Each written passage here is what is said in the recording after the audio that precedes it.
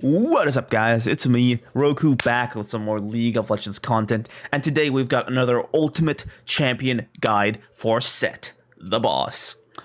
I'm going to cover every single thing you need to know to play this champion like a god, so let's just get right to it. First off, the summoner spells. We're going to start at the simple stuff. Since he's a juggernaut, immobile, kind of like a turtle, we really need to take flash on him no matter what. You always have to take flash on Sett.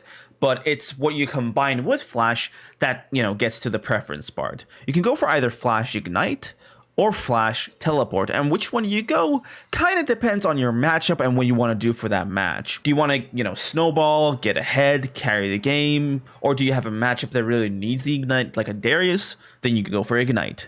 You can go for Flash Teleport for more of a safer game. If you're running Flash Ignite and you get ganked and killed, you're kind of just doomed, whereas if you go Flash Teleport, you can just TP back and not lose that much CS. So TLDR, Flash Ignite for a more aggressive carry game, and if the matchup needs it, and Flash Teleport if you're going for more passive, more consistent, and more of a reliable game. Alright, so now we're at the rune page section, and before I get into the runes, I have to give you one big tip. Don't take the same runes into every single game, okay? Don't just copy some Professor or U.GG runes that, that they generated for some game. Just, don't. Just have one rune page and change it before you load into every single game. That way you get the most optimal setup for every single game. The biggest question for Sett's runes is whether you take Lethal Tempo or Conquer, and the answer really just depends on your matchup. So Lethal Tempo is for matchups where you can really just get in someone's face and just spam them with auto attacks and keep the stacks up, okay? So champions who are super mobile, who have long range, who can basically just keep you at arm's length, these champions are now very good to pick Lethal Tempo against. You better take Conqueror into them, because Conqueror also stacks with all of your abilities as well. And, against some of these champions, it's more about how you combo abilities rather than just sitting in front of their face and punching them. So if it's someone who can run around you, then Conqueror is better. But Lethal Tempo is really also good if you can just, if you catch them and they can just, punch them out of existence, basically. Triumph is going to remain the same. Here you can pick from either Alacrity or Tenacity, and a big tip is don't match Lethal Tempo with Alacrity, only go Tenacity if you go on Lethal Tempo, but if you're on Conqueror, you can go either. And here Last Stand is basically the go-to. He's going to be at low HP a lot of the time, and that's when he is the most dangerous. So Last Stand is the only one that works out of this branch, I guess, of the tree. Now for the second tree, we most of the time just go Resolve because it just has everything we want as a bruiser. Here you can go for either Bone Plating or Second Wind. Second Wind for more mobile champions and for more range matchups, whereas Bone Plating is for champions who have to go in, do a combo, and get out to really do damage to you. So yeah, those are for the matchups. Just pick whichever works for you. And down here, you can go for Unflinching to pair it up with Legend Tenacity for heavy CC teams, or you can go for Revitalize to buff up your Sterax shield, your Gargoyle Stoneplate shield, your passive healing, just everything, right? It's not that useful for your W because your W just decays, but it's very useful for all the items and stuff you're going to build anyway. So Revitalize works wonders on him. So yeah. This is basically the setup you're going to take into every single game, with you just changing these two and also this. In terms of stats, attack speed here, AD here, and just pick whatever resistance you need for the match. HP is also good, but the thing about HP is it's worse earlier on, but after level 5, the HP is better in terms of gold value. So just think about what you're sacrificing here in order to get that extra stat. So if you're going to play defensive from earlier on, then health might be better because, you're not going for kills. Might as well just get the better gold value thing. The last page I'm going to talk about is Sett Support. Yes, you can go Sett Support. And if you're going to do that, you want to go for this page, which is with Phase Rush, because although Phase Rush doesn't really give us damage or anything, it just gives us a lot more mobility, which Sett kind of needs in the bot lane because, you just get so well kited down there that you really need that extra slow resistance and move speed, so you can basically make better plays and just catch someone with your E, walk behind them with Phase Rush, and then ult them back into your bot lane or into your team, whatever like that, right? There's not really much choice in here. Obviously, you can also take Time Work Tonic if you want to just double up on cookies and stuff for lane sustain, but this setup is way better because the Hextech Flash Traption also combos with the Nimbus Cloak, so you can just sit in a bush, flash towards someone and catch up to them with the Q and the move speed from Nimbus Cloak and eat them. So that is a way you can get a lot of picks. As for the stats, I mostly just recommend like stacking up on tank stats and keeping attack speed here so you can combo your things better. Alright, so here we are at the build for Sett. Here are the basic items. Here are the components that you really need to just find the item you're looking for if there's something specific. As for boots, you're going to be building Tabis most of the time, or plated steel caps into a lot of these auto-attacky melee top laners. Merc Treads is also great because Sett as an immortal juggernaut really hates CC, so the tenacity is actually just huge. And if you're up against an insane amount of slows like an Ashe or something, then Boots of Swiftness or Swifties is also a good option. In terms of Mythics, you mostly want to go Gold Drinker on Sett because it really just like, it's so good for him because it heals him when he needs the health. The meaty stats, the health and attack damage are so perfect because it just amplifies your W damage to the max it can be. It's just the ideal option for Sett. So most of your games, especially ones where you want to carry, you're going for Gold Drinker. Now, if there are games where you're up against a lot of ranged people, maybe you're not the ultimate carry, you want to play more with your team, or you want to just, you know, ult into the enemy, get him as much CC and slows out so your team can just follow through and just end everything, then Strikebreaker is way better because it gives you that AoE slow, you can do it while moving, and it also gives you more move speed than Gold Drinker, so you can just move around a bit more. And for mobile juggernauts like Sett, the move speed is so huge that like you can really just notice the difference between Gold Drinker and Strikebreaker in teamfights and stuff like that. If you are playing support or you are like just dying a lot in lane, then Turbo Chemtank is actually a decent option too. It just lets you like non-stop engage fights and go for picks, which is basically what the support role is for when you're going for the tech support at least. Alright, now we're at the Legendaries. Sterak's is basically an item you want to build in most of your games. It is a perfect item for most juggernauts. It gives you damage, it gives you tankiness, and it gives you a shield. So it really is like the perfect bruiser item for all juggernauts, and Sett included. Titanic Hydra, this is like your best damage item you're going to go for when you are just really ahead and you want to just double up on like crushing someone, right? So the amount of health this item gives is actually huge for our W damage, and it just lets us pop people. And an underrated aspect is the wave clear it gives, because Sett's wave clear is not actually that good. He can't really clear it that quickly, and if you want to, you gotta take turret shots and then W the wave, which is kind of I don't know, annoying to do. So Titanic Hydra is really huge if you're fed in lane. Death Stance is a perfect item when you're up against a full AD team, or maybe like there are some magic damage dealers, but they just haven't scaled yet, or they're just weak and they're feeding, then Death Stance is such a great option. The Ignore Pain is huge, but really the Defy part, where it heals you and cuts the Ignore Pain's damage, that's the huge part of this item, because it's just, like, it's such an avalanche of healing that if you get one person down, your team can just swipe up the entire enemy team. These two items are just here for when you need Executioner's Calling or for when you need QSS.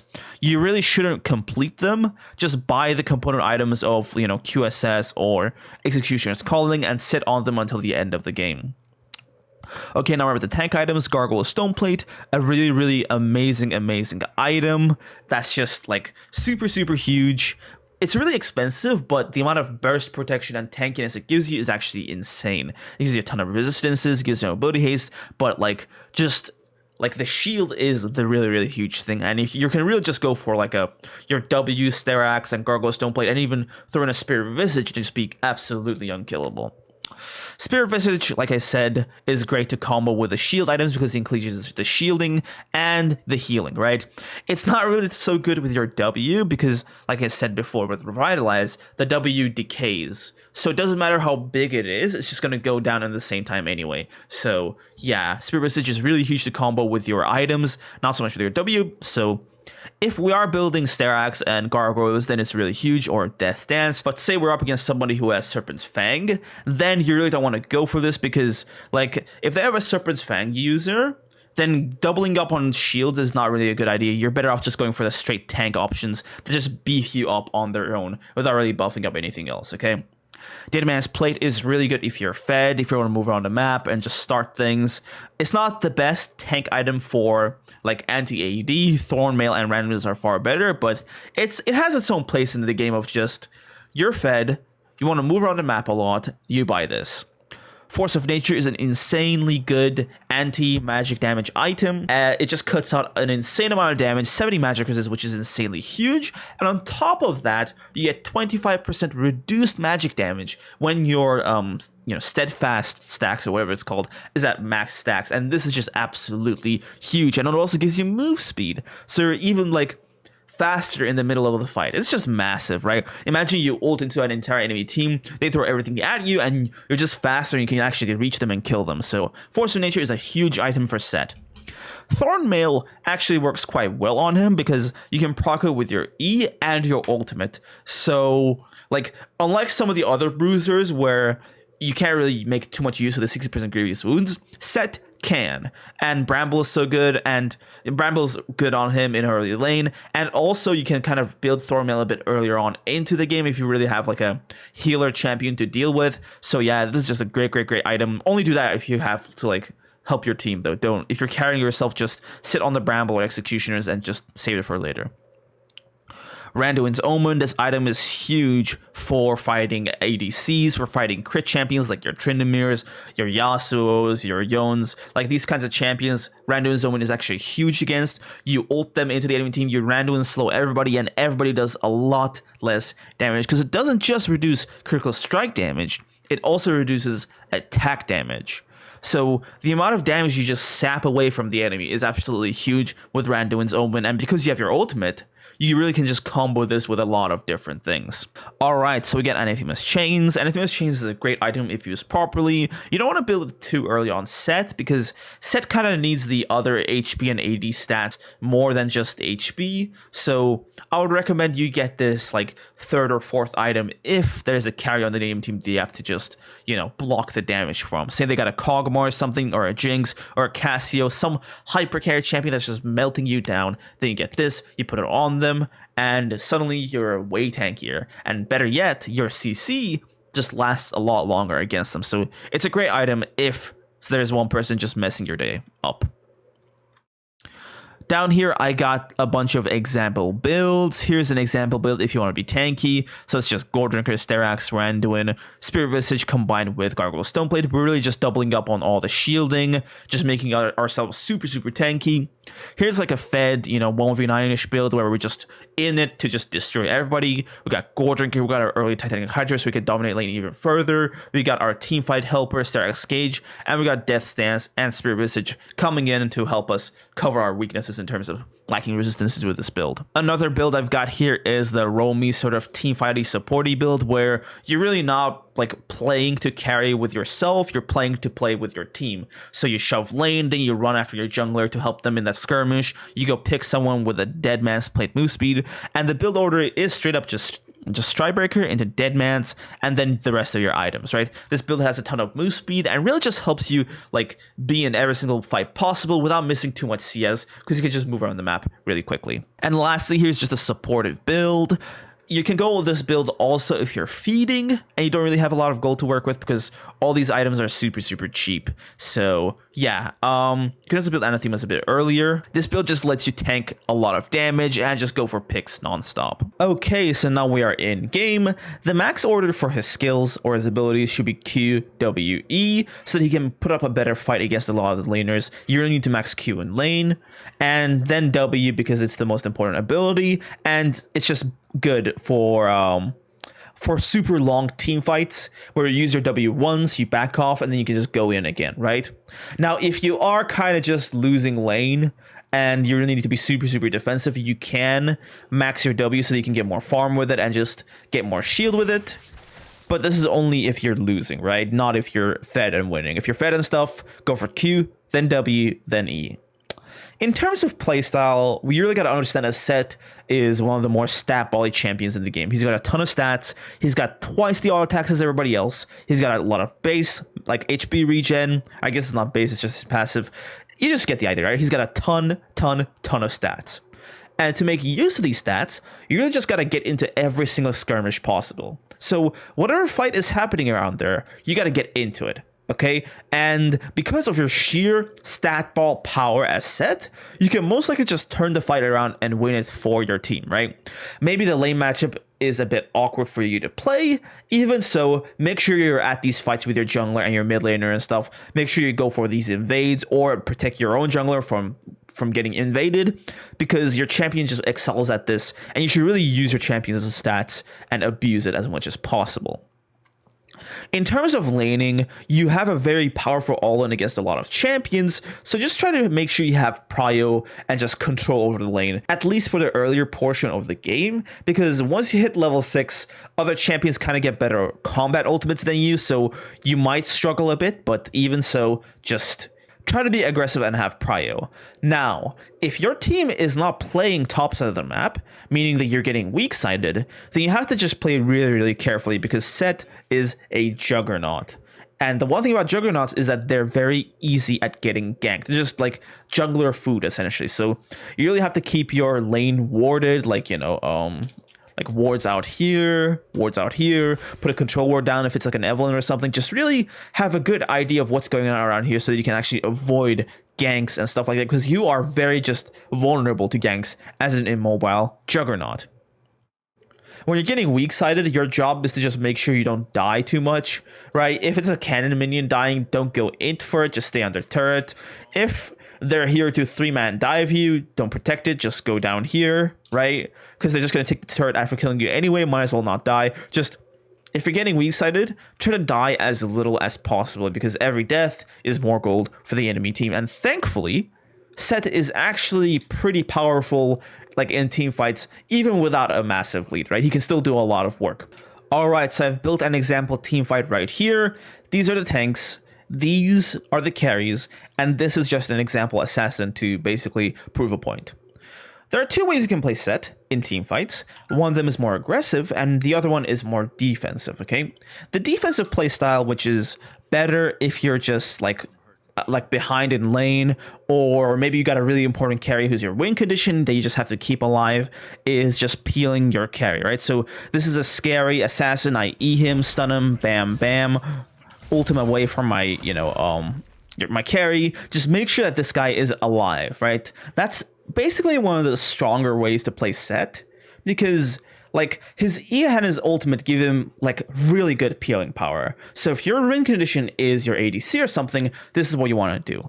But if you are super fed and you just want to go for a bunch of kills and they got a juicy front line in front of you asking you to get ulted, then you know what to do. Just ult him in and just, you know, do your thing. A lot of the times, just straight up getting to ult someone into the enemy team is not that possible, and you're not tanky enough to do it. So it's sometimes better to just E-pull someone, run behind them, and then ult them back into your team so you can one-shot them. If you're going for picks, you can also just, you know, flash behind them and ult them. Do some stuff like that, I don't know. Try to think carefully so that you can maybe pick the right person, you can ult the right person into the right place, because one thing that I really want lower rank Sett players to be careful of is to make sure they don't ult the wrong person to the wrong place and just mess up the team fight. Because imagine this is like a full tank, right? Like a Scion, and you just ulted him to the middle of your team and he's gonna stun everybody. That's bad, okay? So you really want to just be careful of who you're ulting into who. Honestly, there aren't too many combos on Sett. It's just about how you use the ability. So you can just, the most obvious thing is just use your Q as an auto attack reset. But the thing is, a lot of the times champions are mobile. So instead of like being able to do auto Q, it's way faster to get the first auto off and then do Q like this.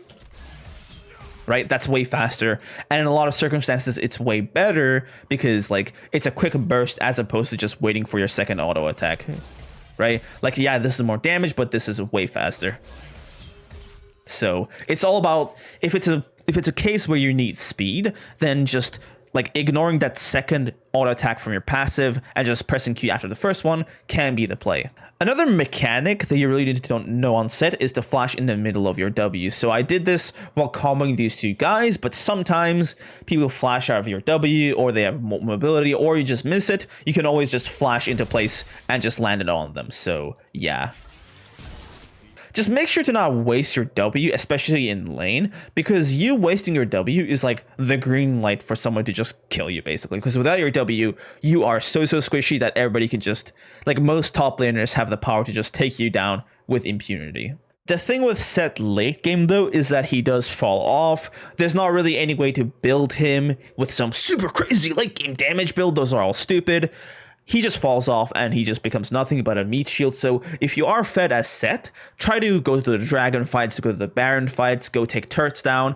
Just make sure you're active on the map to close the game out as fast as possible, because the longer the game goes on, the more out of your hands it is. And if you're fed in lane, you really just don't want that. Sometimes you just have to accept that you're not the carry, but it's really good to just learn how to end the game quickly so that you don't have to rely on random people in solo queue, because solo queue is just a cesspool essentially. All right, that is pretty much it for this video. I'll see you guys in the next one. Peace out.